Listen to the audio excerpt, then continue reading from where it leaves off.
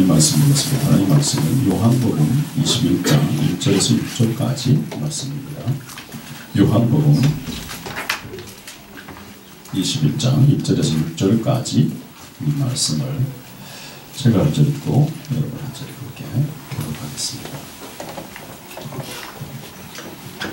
그 후에 예수께서 디베랴 호수에서 또 제자들에게 자기를 나타내셨으니 나타내신 일은 이러하니라.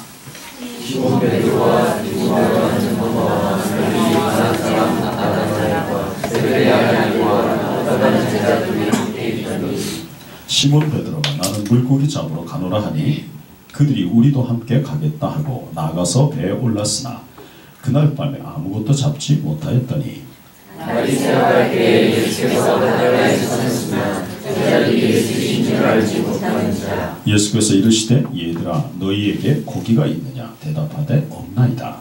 이르시되 그물을 배 오른편에 던지라 그리하면 잡으리라 하시니 이에 던졌더니 물고기가 많아 그물을 들 수 없더라. 아멘.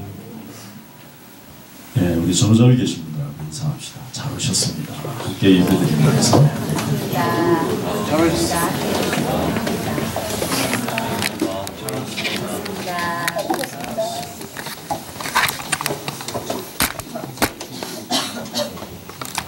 네, 여러분 잘 오셨습니다. 함께 예배드리겠습니다.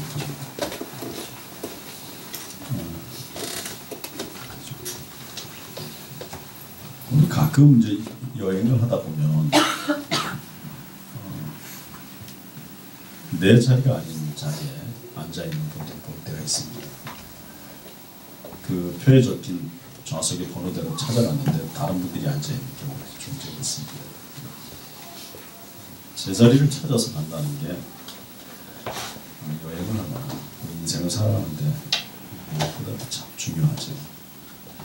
제 자리를 찾지 못하는 사람들은 나이가 들어도 또 결혼을 해도 삶이 힘들고 어렵습니다. 그 밑에 또 그 다음 세대에 계속해서 어려움과 힘든 그런 삶을 이어가게 만듭니다.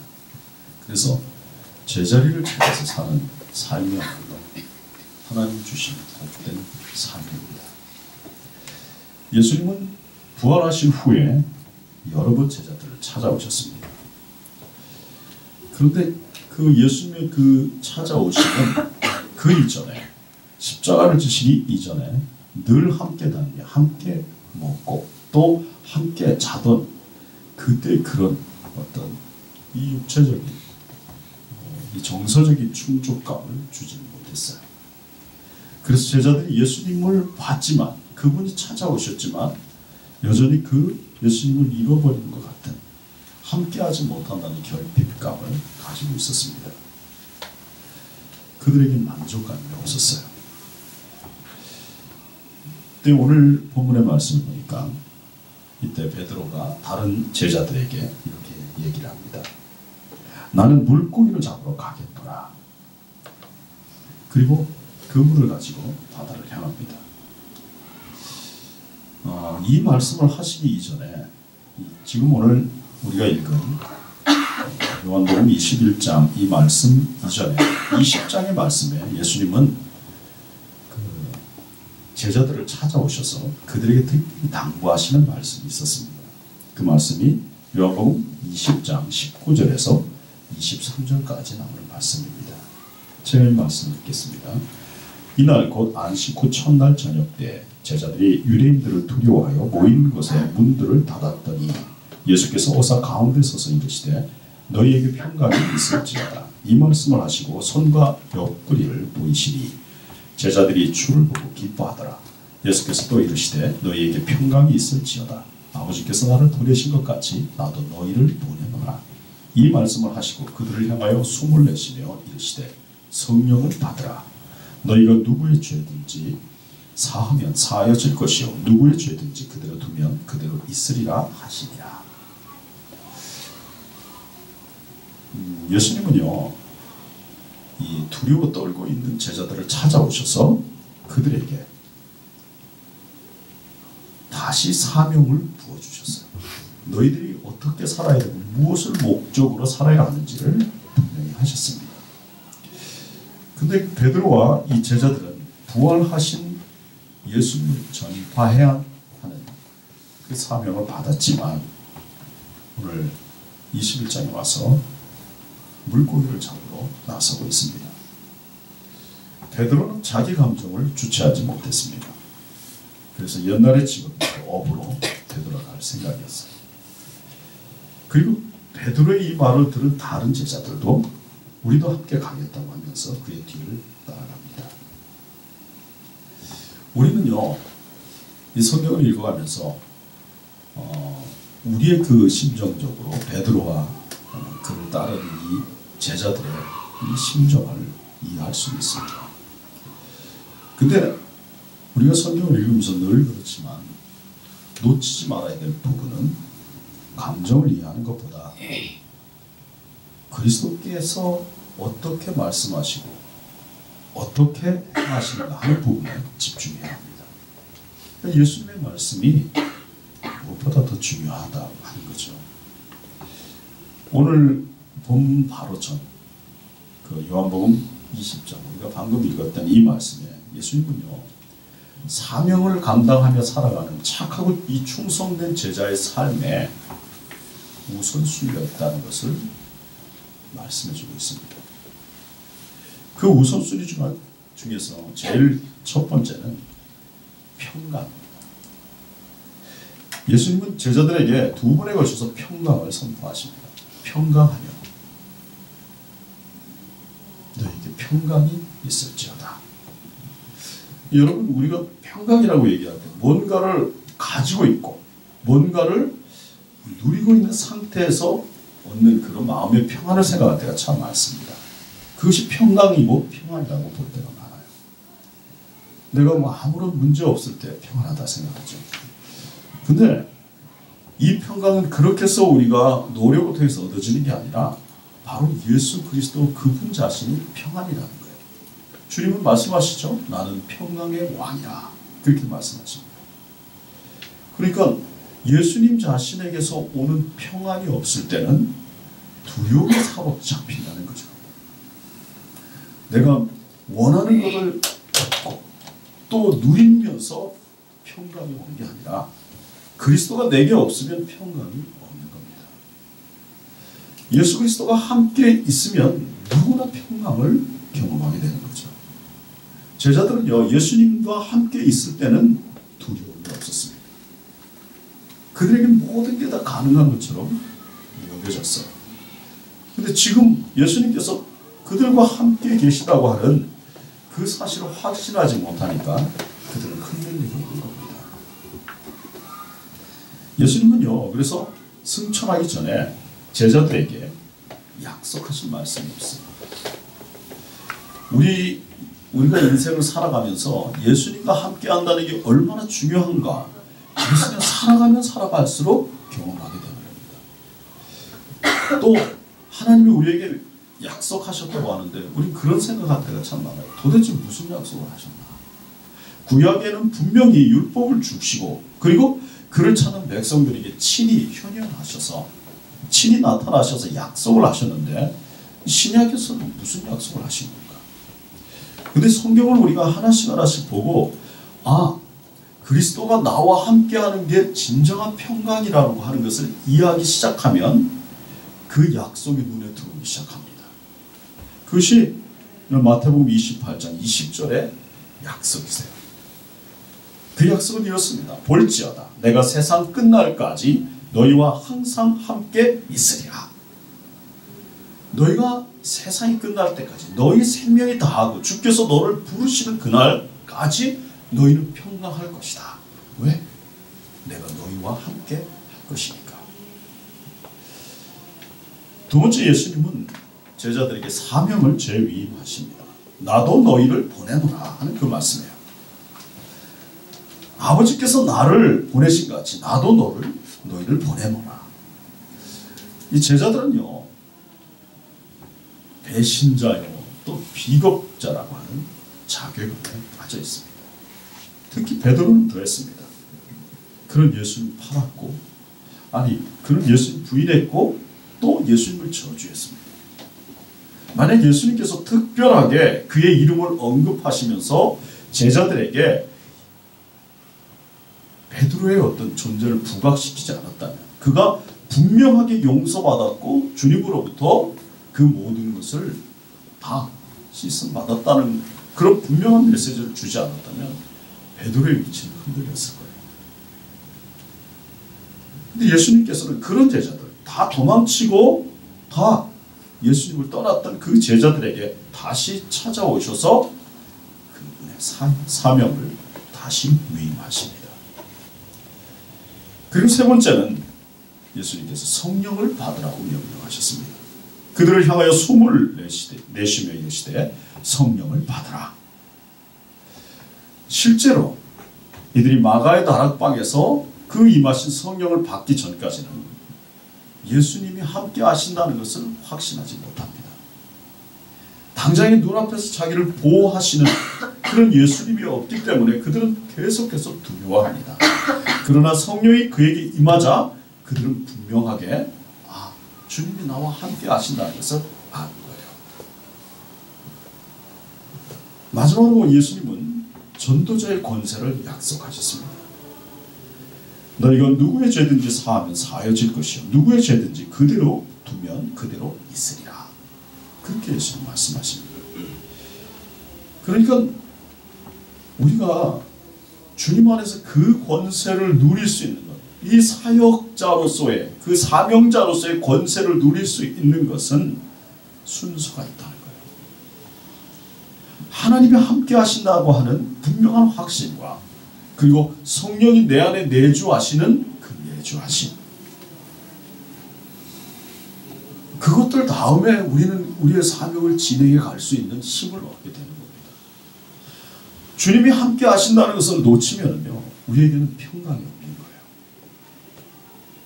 그래서 그 확신을 위해서 우린 지속적으로 주님과 교제해야 합니다. 성령으로 내 안을 채우고 그리고 그리스도께서 우리에게 주시는 그 권세를 사용해야 합니다. 그때 오늘 제자들은 베드로가 얘기하는 나는 물고기 잡으러 간다 하는 그 말에 무릎을 따라서 몰려갑니다.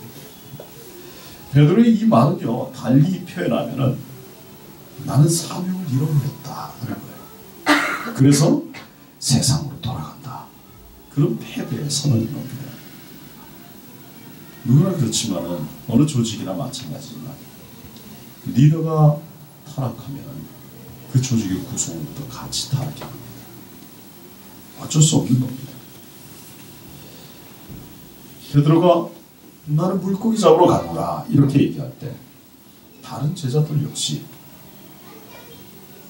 나도 같이 가겠노라 이렇게 대답하는 그것을 통해서 우리는 삶의 현실 가운데서 믿음이 있고 믿음이 좋고 또 믿음이 견고한 사람들이 어떤 역할을 해야 하는가를 보여주고 있습니다. 그들은 더 연약한 사람을 이끌어줘야 합니다. 자기보다 더 믿음이 적은 사람들을 붙잡아줘야 합니다. 가정에서도 마찬가지입니다. 남편이 믿음이 좋으면 아내를 일으켜줘야 됩니다. 아내가 믿음이 좋으면 남편을 세워줘야 합니다. 그것이 우리가 받은 사명인 거예요. 직장에서도 마찬가지입니다.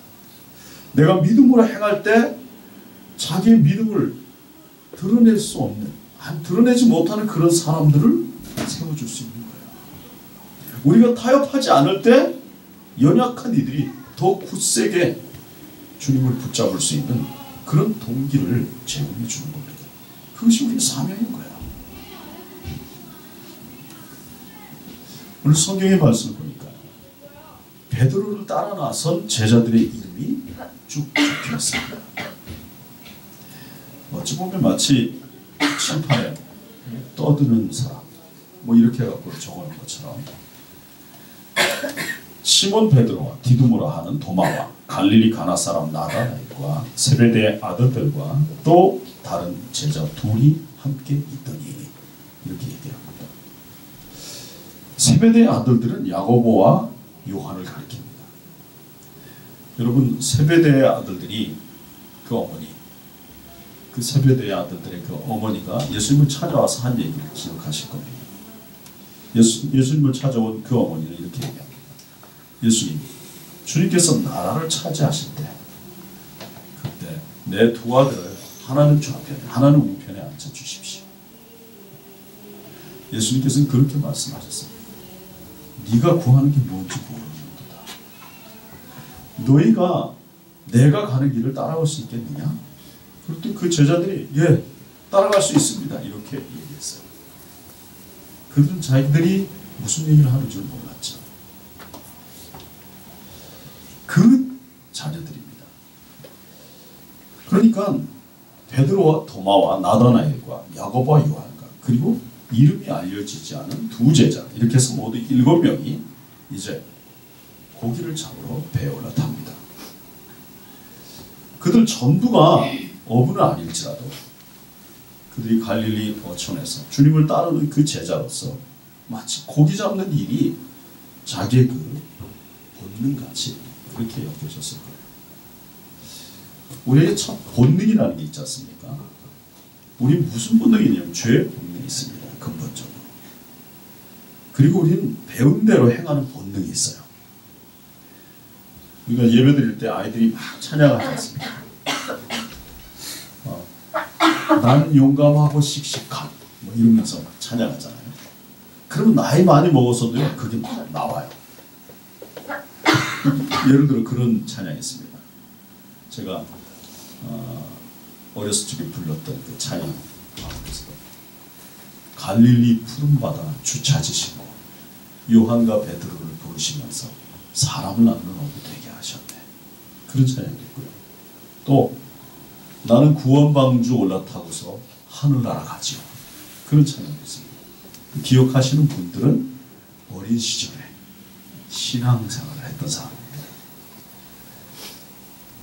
근데요, 만약 그런 게 없으면은요, 그런 게 없으면 뭐가 생각나냐면 어린 시절에 들었던 가요가 생각나는 거예요. 나이가 들면 문득문득 그런 것들이 떠오르고 불려지는 겁니다. 자기는 모르는 사이에. 그것이 우리의 숨겨진 본능이죠. 내가 잘하는 일들, 내가 잘할 수 있는 일들에 대해서 우리는 가지고 있는 마음이 있습니다. 근데 주님과 함께 동행하다가도 주님과 함께 하는 일들, 그분과 함께 하지 못하게 될 때는 무슨 생각이 나냐면 내가 잘하던 그 일, 그 생각이 난다는 거예요.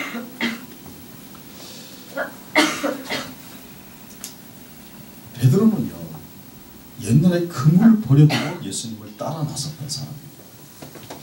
오늘 이 본문에 나오는 말씀과 비슷한 내용이 누가복음 5장에 기록되어 있습니다. 누가복음 5장에는 예수님께서 바닷가를 찾으셨는데 거기에 마침 밤이 새도록 그 물고기를 잡다가 한 마리도 잡지 못하고 그물을 씻고 있던 베드로가 있었습니다. 예수님께서 그물을 씻고 있는 그 베드로에게 다가가서 말씀하셨어요. 깊은 데 가서 그물을 내려라. 그랬더니 베드로가 쳐다보고 말씀을 힘입어서 제가 말씀을 쫓아서 그물을 내리리라 하고 다시 그물을 걷어서 배로 깊은 곳에 가서 그물을 내립니다. 근데 그때 예수님이 하신 그 말씀대로 그 깊은 데서 고기를 잡아 올렸는데 얼마나 많이 잡았는지 자기 배에 가득하고 또 다른 동무들의 배들을 손짓해서 그 배에 가득하였다라고 얘기합니다. 베드로가 그런 일을 경험하고 다시 돌아와서 그는 예수님 앞에 무릎을 꿇습니다. 그리고 이렇게 얘기합니다. 주여, 저는 죄인입니다. 저를 떠나십시오. 그때 예수님이 말씀하십니다. 내가 너로 사람을 낚는 어부가 되게 하리라. 너는 나를 따르라. 베드로는 모든 걸 버려두고 예수님 쫓아갑니다. 그랬던 베드로예요. 그는 그 진한 기억이 있습니다. 그런데 지금 그는 본능을 쫓아서 과거로 돌아가려고 하고 있는 겁니다. 전도자로 부르심을 받은 사람이 세상을 위해서 일하는 것, 죄는 아닙니다. 그러나 베드로의 말에는요, 어떤 잘못된 뉘앙스가 담겨 있습니다. 나는 물고기 잡으러 간다. 그 얘기 속에 단순하게 지금 먹고 살아야 되잖아, 그 얘기만 하는 게 아닙니다. 스코틀랜드의 신학자인 알렉산더 브루스라고 하는 분이 있습니다. 이분이 12제자 훈련이라고 하는 책을 쓰셨어요. 이 책에는요, 이 7명의 행동에 대해서 뭐라고 표현했냐면 어벤던이라고 표현했습니다. 이거는요, 여러분 아시다시피 버리다, 떠나다 하는 그런 동사적인 의미도 있지만, 이 어벤던은 명세적으로 방종이라고 하는 의미가 있습니다. 방종을 사전에서 찾으면 이렇습니다. 아무 거리낌이 없이 제멋대로 함부로 행동하는 것. 이 제자들은 주님의 말씀의 통제에서 벗어났다는 거예요. 그들은 지금 제대로 자기의 일을 하고 있지 않다는 거예요. 방종하고 있다는 겁니다. 7명의 제자들은요, 자신에게 주어진 그 사명을 세상에서 가장 재미없는 직업이 뭐냐면 사명이 없이 먹고 살기 위해서 하는 일입니다. 적어도 크리스찬들에게는 그런 거예요. 그냥 호구지책이 되어서 하는 일, 그 일의 결과가 좋을 수가 없는 겁니다. 근데 우리의 삶 속에서 보면 얼마나 그런 일이 많습니까? 먹고 살기 위해서 어쩔 수 없어, 그렇게 변명하는 그런 게 많잖아요. 그리고 그것이 사실이기도 하고, 근데 사명에 맞지 않는 일을 한 결과가 좋을 리가 없는 거죠. 우리는 잘 되기를 기대합니다. 내 사업이 잘 되길 기대하고, 내 직장이 잘 되길 기대하고, 내가 공부하는 거 잘 되길 기대합니다. 근데 그것이 사명과 부합하지 않는다면 결과가 좋을 리가 없어요. 성경은요, 7명의 이 제자들이 밤을 새워서 고기를 잡은 결과를 기록했습니다. 그것이 3절의 말씀이에요. 이 밤에 아무것도 잡지 못하였더니. 그 현실의 상황은요, 그냥 낭만적인 추억, 그것을 가지고 살 수 없었다는 거예요. 현실은 그 낭만을, 그 추억을 산산하게 깨뜨려 버렸어요. 그들은 꿈에서 깨어난 겁니다. 내가 그건 잘할 수 있어. 내가 주님으로부터 주님의 사명으로 떠나 있고 내가 원래 일로 되돌아갔지만 그거는 잘할 수 있어라고 생각했던 것들이 다 와장창 깨져버린 거예요. 왜냐면요, 주님께서 그들의 그 고기잡이에 함께 하시지 않았기 때문입니다. 이 사람들은 주님을 잃어버린 거예요. 사업하는 사람들이나 아니면은 직장생활을 하는 분들, 공부하는 분들이 더욱더 기도해야 하는 이유가 있습니다. 그것은요, 주님이 함께 하시지 않으면 그곳에는 성과가 없을 거라는 거예요. 그것이 분명한 성경이 우리에게 말씀하고 있는 겁니다. 에베소 6장 18절의 말씀입니다. 모든 기도와 간구를 하되 무시로 성령 안에서 기도하고 이를 위하여 깨어 구하기를 항상 힘쓰며 여러 성도들을 위하여 구하고. 기도하라고 얘기하고 있습니다. 기도하라는 얘기는 단순하게 기도해야 되지 않아? 그 얘기를 하는 게 아니에요. 너의 구할 것을 하나님께 알아야지, 그 얘기를 하는 게 아니라 너 지금 하나님과 함께하고 있니? 그거예요. 주님이 지금 너와 함께 한다는 것을 확신하니? 바로 그거예요. 우린 기도를 통해서만 주님이 나와 함께 한다는 걸 확신할 수 있는 거예요.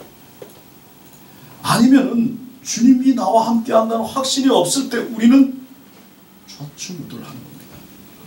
우왕좌왕할 수밖에 없는 거예요. 고로새 4장 2절은 이렇게 얘기합니다. 기도를 항상 힘쓰고 기도에 감사함으로 깨어 있어라. 또 있습니다. 로마서 12장 12절은 소망 중에 즐거워하며 환난 중에 참으며 기도에 항상 힘쓰며 이렇게 얘기합니다. 왜 이런 얘기를 계속해서 반복하냐면은 주님이 함께 하지 않는 이상 소망이 없기 때문이다. 네가 예수를 믿느냐? 그렇다면 주님이 함께 하시는 걸 통해 넌 누려야 된다. 만약에 그렇게 고백하면서 주님이 너와 함께 하시지 않는다면 너에겐 소망이 없다. 우리가 왜 시간을 정해놓고 또 날마다 무시로 하나님 앞에 나가야 하냐면 그분이 나와 함께 한다고 하는 그 확신을 갖기 위해서라는 거예요. 그것이 나의 삶의 능력이 되고 그것이 나의 삶을 대하는 용기가 되기 때문인 거죠. 예수님의 제자로 부르심을 받은 사람이 공허하다 그런 생각에 빠져 있는 것은요, 기도하지 않고 있다는 거예요. 기도 없이 살면은 예수님을 잃어버리는 겁니다. 예외는 없어요. 소망도 평안도 사라집니다. 근데 그렇게 사라지고 텅 빈 상태로 있는 게 아니라요, 사라진 그곳에 무언가가 채워지는데 그것이 쾌락과 죄라는 거예요. 소망과 평안의 자리를 쾌락과 죄가 차지하는 겁니다. 인생이 녹록지 않은 거죠. 우리가 살아가는데요, 그냥 뭐 잠시 동안 이렇게 벼두고 이런 게 없는 거예요. 주님이 우리를 채우지 않으면 원수가 우리를 공격해서 우리를 채워버리는 거예요. 주의 평안이 나를 덮지 않으면 그러면 원수가 주는 염려와 걱정과 두려움이 그 죄가 나를 덮는 거예요. 이것이 분명한 우리의 삶의 현실이라는 걸 알아야 합니다. 이들은 밤이 새워서 일했지만 그러나 아무런 소득도 올리지 못했습니다. 이 밤에 아무것도 잡지 못하였다.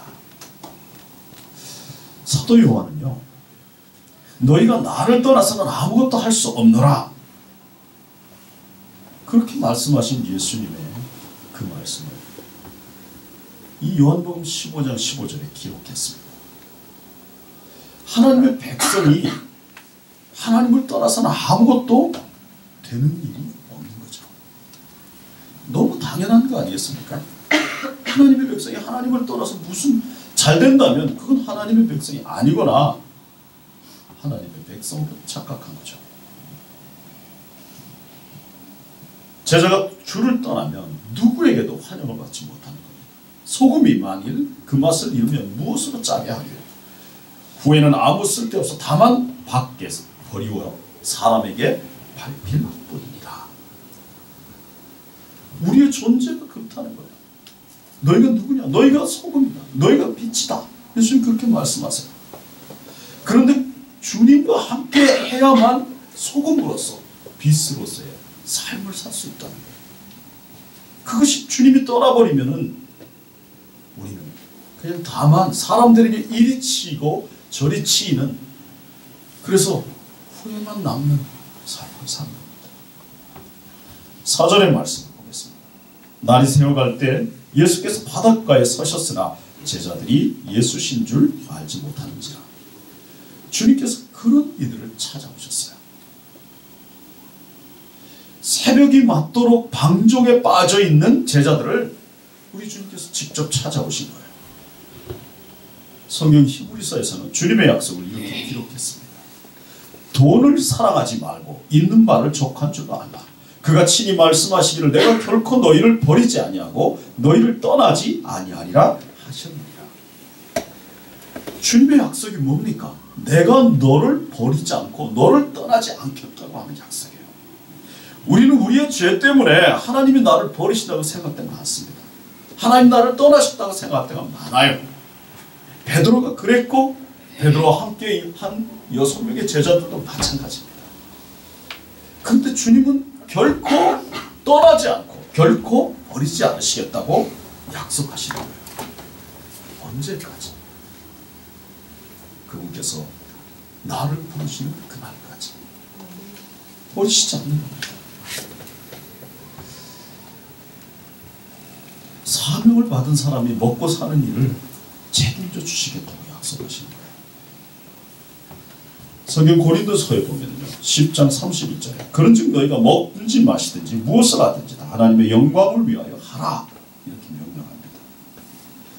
이 구멍가게를 하더라도 사명이 있어야 되는 거예요. 주님, 저의 이 사업, 저의 이 직장이 예수 그리스도를 전파하는 그런 저의 사역의 현장으로 사용해 주십시오. 저는 그런 기도를 해야 합니다. 하나님, 제가 먹고 사는 것 중요한 거 알지만, 그러나 하나님께서 제게 부여해 주신 진정한 사명, 진정한 직업은 온전한 겁니다.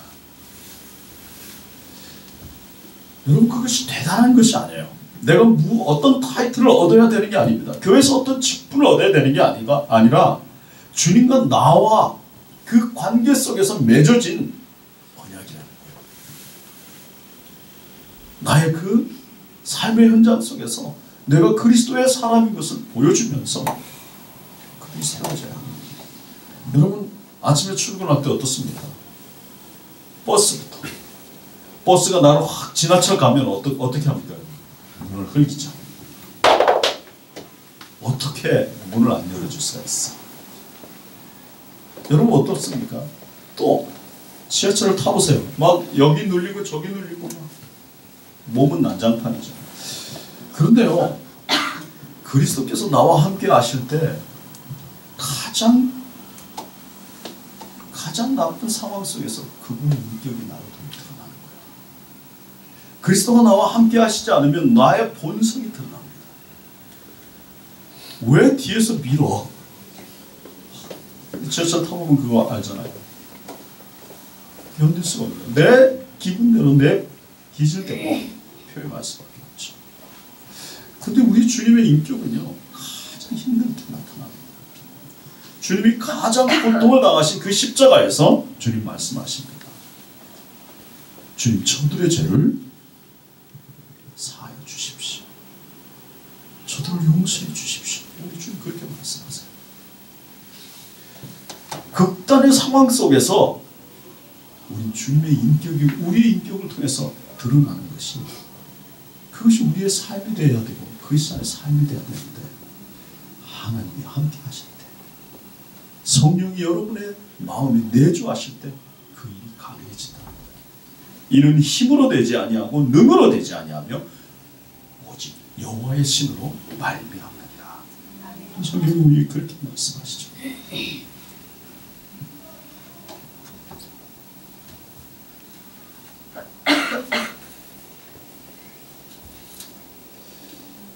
우리가 다니는 직장이나 우리가 행하는 그 일이 소망이 없다라고 말하기 전에 바울이 자신의 사명을 고백하는 것에 대해서 기억을 해야 합니다.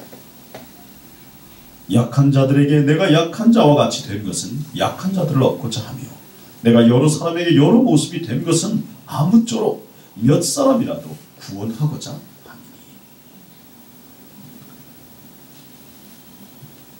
대단한 일을 해서 주님의 상급을 받느냐? 아닙니다. 우리가 처해 있는 그 힘든 상황에서 동일하게 나보다 더 힘든 어려움을 겪고 있는 자를 위로해주고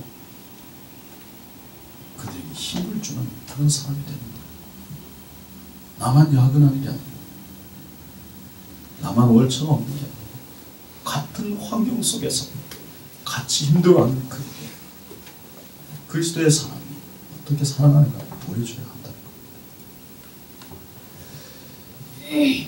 그리스도인들은요, 직장이나 사업이 자기 야망을 성취하는 발판이 아니에요. 거기는 사람을 낳는 그런 사역의 현장입니다. 그것이 사명에 입각한 삶이에요. 어렵죠. 어렵습니다. 내 힘으로는 할 수 없는 거예요. 왜 우리가 힘들수록 기도해야 되고 어려울수록 하나님 앞에 무릎을 꿇어야 되냐면, 그것만이 내가 지금 직면한 이 삶의 고달픔과 고통을 이겨낼 수 있는 유일한 힘이기 때문이에요. 성령이 함께 하시지 않으면 나의 이런 절박하고 칠박한 상황 속에서 그 상황을 이겨낼 수는 없는 겁니다. 거기에 한마디에서 같이 빠져들어갈 수밖에 없는 게 바로 내 자신이죠.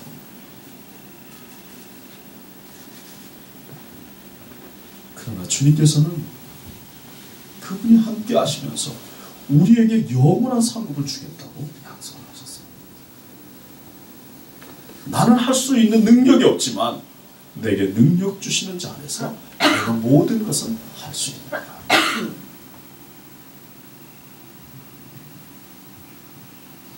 주님이 제자들에게 물으셨습니다. 얘들아, 너희에게 고기가 있느냐? 7명이 대답합니다. 없나이다.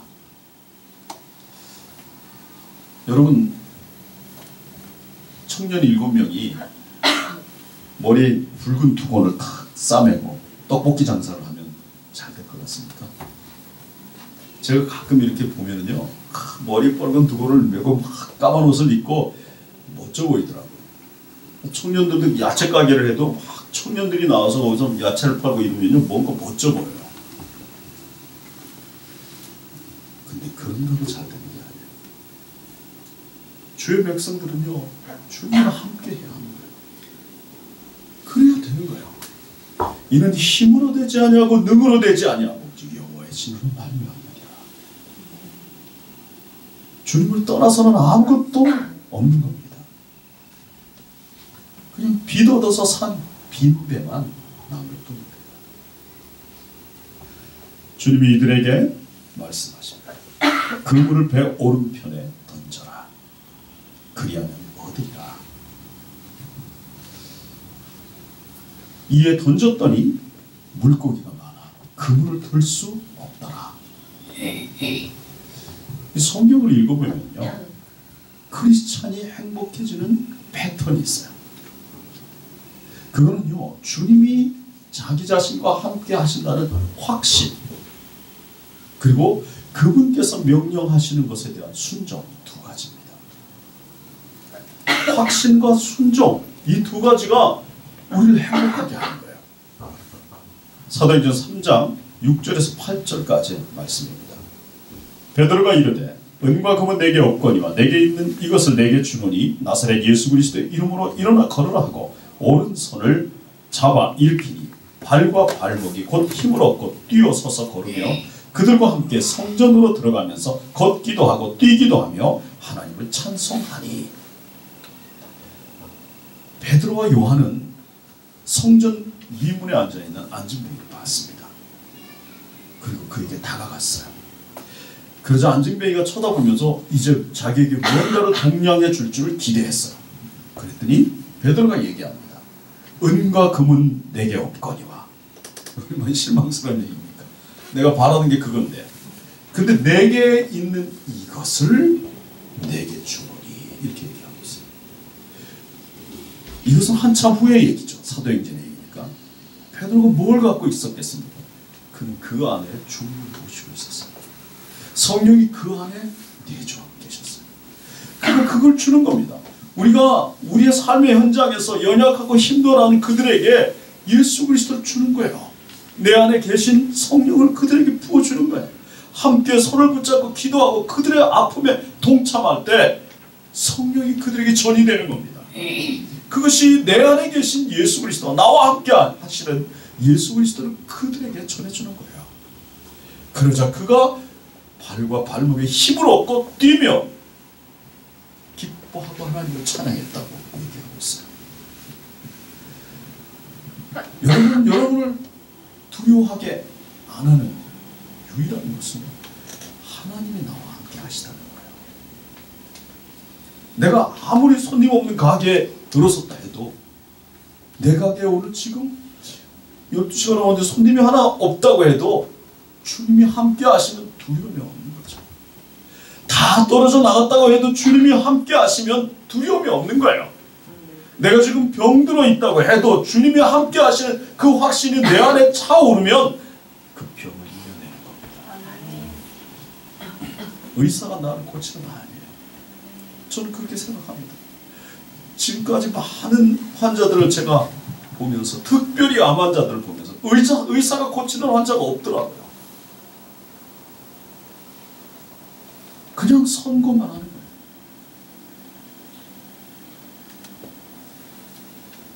죽는 그 순간까지 고통만 당하는 겁니다. 우리 주님이 나와 함께 하시면 병들었다고 했는데 마음은 평안한 거예요. 두려움이 없는 거예요.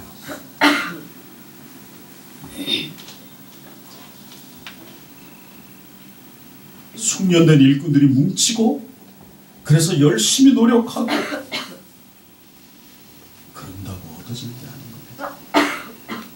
그리스도의 제자들은요, 상식을 넘어서 사명으로 살아야 합니다.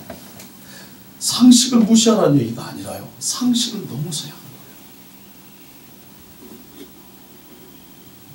내가 말하는 것은 어떻게든 그 자리에 올라가고 어떻게든 쟁취하고 어떻게든 나아지고 하는 그게 아니라 주님과 함께하는 거다.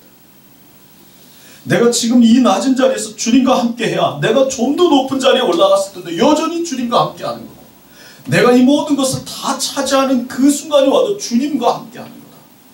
그러나 내가 이 낮은 자리에서 높은 것을 위해 주님을 버리면 높은 곳에서도 주님을 버리게 되고 다 차지하고도 주님을 잃어버리는 거라는 거죠.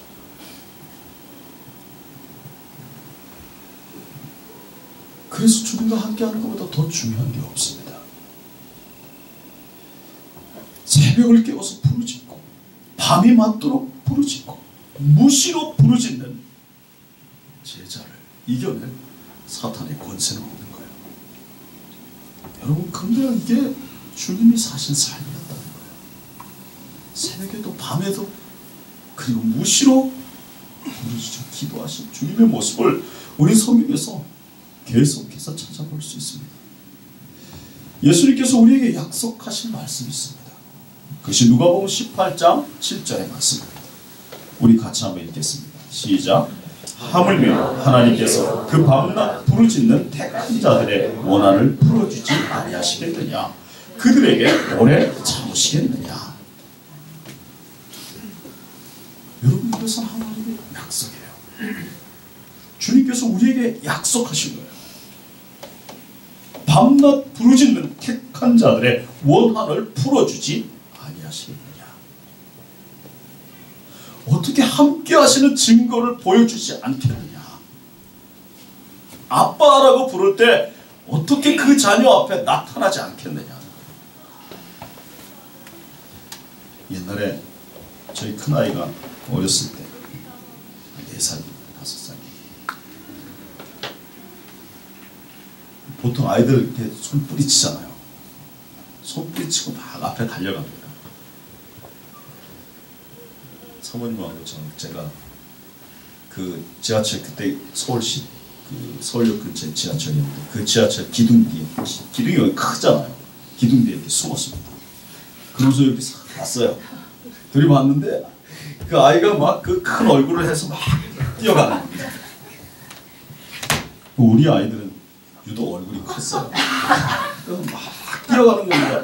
한참을 뛰어가는 걸 구경만 하고 내버려뒀어요. 됐더니 한참 가더니 좀 이상한지 뒤를 탁 돌아버린 거예요. 아직도 선합니다. 4등신의 그 큰 눈을 해서 확 쳐다보는데 점점 얼굴 표정이 변하는 거예요. 근데 엄마 하는데 그 소리를 듣고 부모가 가만히 있습니까? 나타나는 거죠. 여기 있어 했더니 막 어쩔 줄 모르다. 밤낮 부르짖는 택한 백성의 기도를 들어주시지 않겠느냐. 주님이 함께 하실 때 여러분 승리하는 겁니다. 다른 것이 없습니다.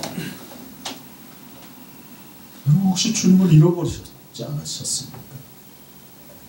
사명을 떠나서 방종하면서 살고 있지 않습니까?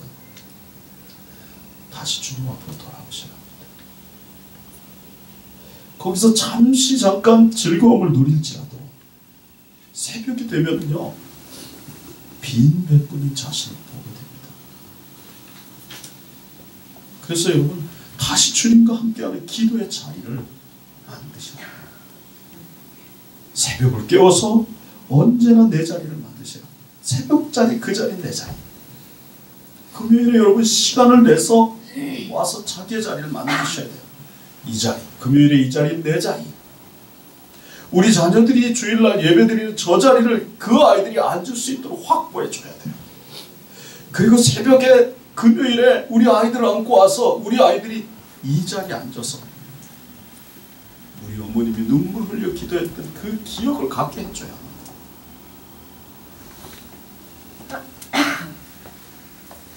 사랑하는 내 아이에게도 언제나 내 자리를 만들어줘야 되는 겁니다. 하루의 모든 시간에 무시로 기도의 자리를 만들어야 합니다. 왜냐면요, 그 길이 변함없는 승리의 길이기 때문입니다.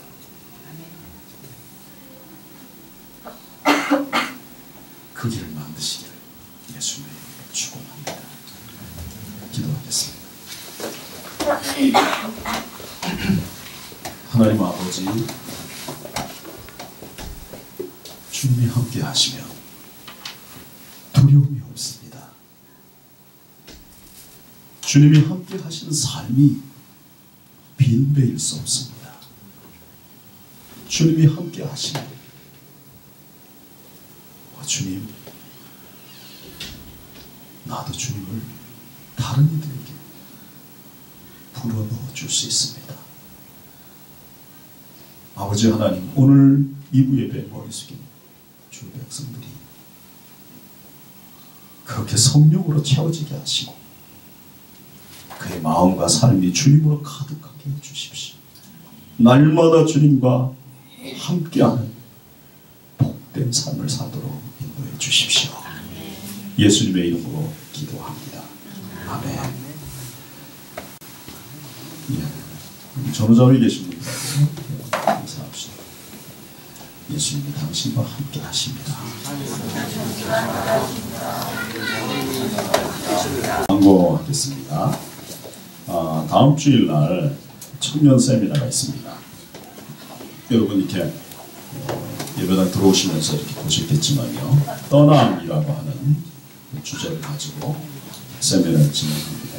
몸남이 전도사님이 오셔서 이 세미나를 인도해 주십니다. 그래서 아무튼 뭐 지난주에도 광고를 했지만 부부 중에 한 분이 아이를 돌봐주시든지 아니면 몰아서 누군가가 총대를 매시든지 하면서 꼭 들으셔야 합니다. 결혼하신 우리 집사님들이나 결혼하신 분들도 어떻게 떠남을 실천해야 하는지를 배우실 수 있을 겁니다. 청년들은 당연히 하셔야 됩니다. 그래서 그날 여러분을 위해 준비하신 은혜가 충만하게 부어지기를 바랍니다. 그리고 이달부터 4월달 이달부터 금요 기도회 시간이 7시 반으로 조정이 됐습니다. 여러분 늦게 오셔도 돼요. 늦게 오셔서 기도하고 가셔도 됩니다. 왜 이렇게 조금 30분을 당겼냐면 더 많이 기도하도록 위해서 당겼어요. 그래서 더 기도하고 집이 먼 분은 빨리 가시라. 그런 아주 단순하고 무식한 목적입니다. 그래서 금요기도회 7시 반에 있다는 걸 꼭 기억해 주시기 바랍니다. 네. 제가 기도하고 축도로 예배를 마치겠습니다. 하나님 아버지, 주께서 오늘 2부 예배에 참여한 머리 숙인 이 백성들을 지극히 사랑하시고 결코 이들을 떠나지 않으시고 버리지 않으실 걸 약속하셨습니다. 주님, 이들이 어떠한 상황 속에 또 환경에 놓여 있다 할지라도 주님이 여전히 함께 하신다는 걸 붙잡게 하시고 다시 자기의 자리로 돌아올 수 있도록 은혜를 베풀어 주십시오. 이제는 우리 주 예수 그리스도의 은혜와 하나님의 사랑과 성령님의 교통하심이 오늘 2부 예배에 참여한 사랑하는 모든 지체들의 머리 위에와 이들의 삶과 자녀들의 삶 위에 이제로부터 영원토록 함께 계실지어다. 아멘.